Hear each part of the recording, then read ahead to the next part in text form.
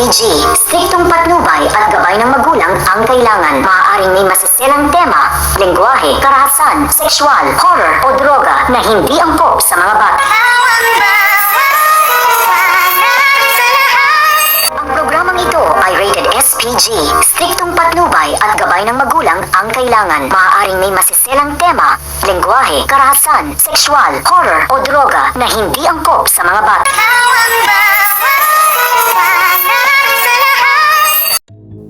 Hello everyone! Welcome back again to my YouTube channel, Jess Vintages.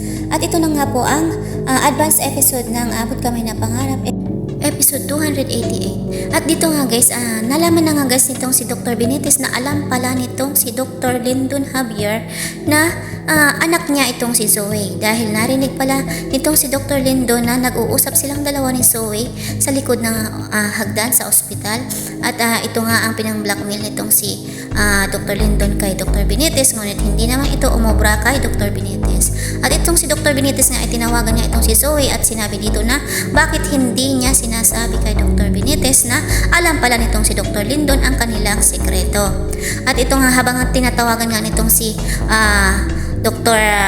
Benitez itong si Zoe, habang magkausap nga silang dalawa sa telepono, ay bigla naman pumasok itong si Lynette at narinig nga na ang kanilang pinag-uusapan ni Zoe at ni Dr.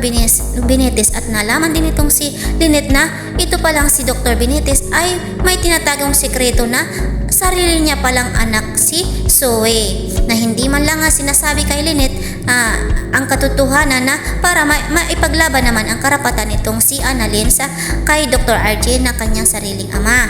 At ito naman kasing si Zoe ay laging babawalan itong si Annalyn na makasusap ang kanyang tunay na amang si Dr. RJ.